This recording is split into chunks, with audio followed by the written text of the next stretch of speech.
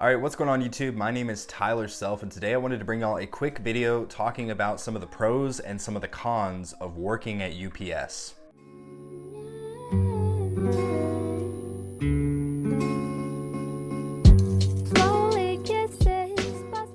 For those of you who don't know who I am, my name is Tyler Self. I'm a 21-year-old business owner, investor, and entrepreneur here in Arkansas. And a little over a month ago, I had actually decided to work as a seasonal personal vehicle driver for UPS. Now, before I go any further in this video, I would like to go ahead and share that I am no longer doing that job. I am no longer pursuing that opportunity. And I'm going to sort of speak about some of the pros and some of the cons that I have noticed from my time working there. Because currently my most popular video to date is a video where I go in depth about my first initial sort of impression about the job. I do not have anything against UPS at all whatsoever. I believe that they are a strong company, and I believe that it could be a great opportunity for many people. Anyway, enough of that. Let's go ahead and get into the pros of working at UPS that I had noticed since working there. The first and most obvious pro is definitely the pay. The pay at UPS is very good considering it's a seasonal position. So as a seasonal personal vehicle driver, my pay was $21 an hour. Plus I also got 58 cents per mile traveled, which on paper, it sounds pretty good.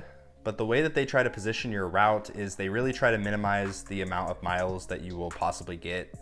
So for example, if somebody is in my position, they would give me like a huge apartment complex that covers like 50 stops. And obviously, you know, if you're at an apartment complex, you're not gonna be driving around a lot. So during the whole interview process, they try to like bring you in with like, oh, you know, we'll offer gas reimbursement. It really doesn't end up adding a whole lot depending on what your route actually consists of. Now, where I can actually see the mileage playing a significant role is if you are, for example, like driving to meet your UPS driver to deliver your packages. If you have a designated meet point that you would go to and drive to have your packages delivered to you for the day, or if you literally are driving all the way to the UPS center to pick up your own packages, that's all mileage that you would be getting paid for.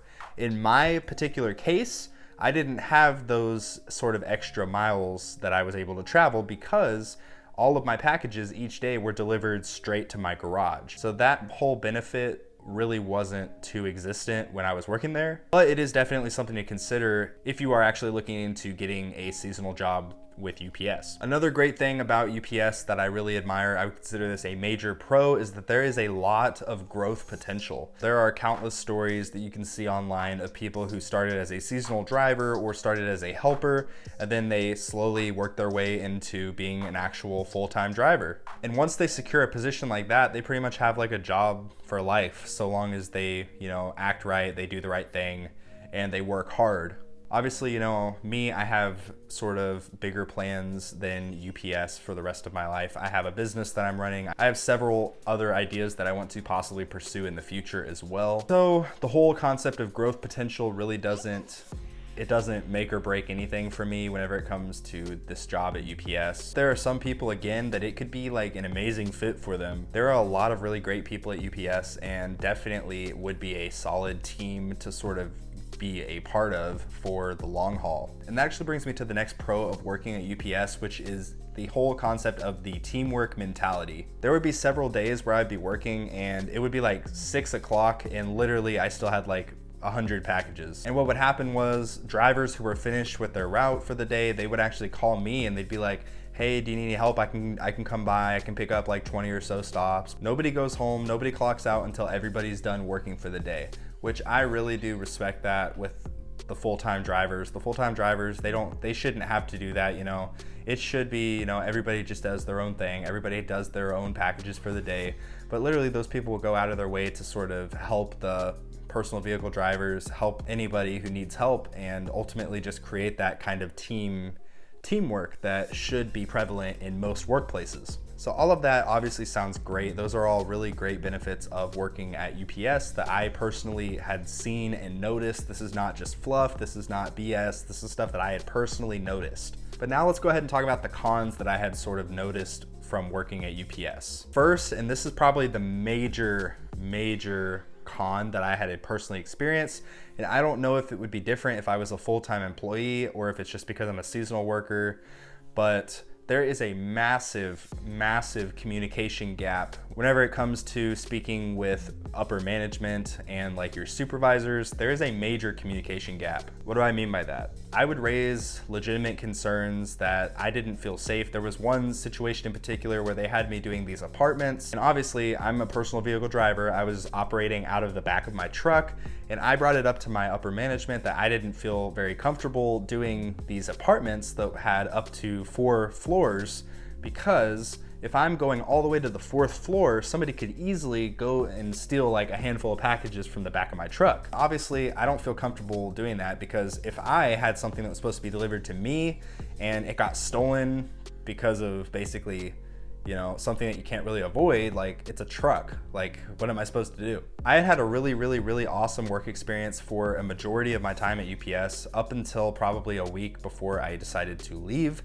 And that was because they had started putting these apartments on me. That I was originally told when I got hired I wouldn't have to do apartments, because obviously it's a lot to take on for a seasonal person, especially like the huge 4-story apartments, considering I have all these other houses and all these other neighborhoods on my route. My average stop count would range anywhere from about 120 to 150 stops a day, which doesn't sound like a lot, but when you have those apartments and each apartment complex counts as 1 stop, you could have 20 packages delivered at each stop. But yeah, it may look like I only have 120 stops, which doesn't seem like a whole lot, but when you look at the package count, I was like, there would be days where literally I had 300 packages to do. There was a Saturday I was working and literally I had over 300 packages, and those apartment complexes took up probably, I think, 150 of those. So literally half of my packages for the day were from about 30 stops, but those 30 stops were just apartments. You know, I raised my concerns. I sort of asked, I was like, hey, you know,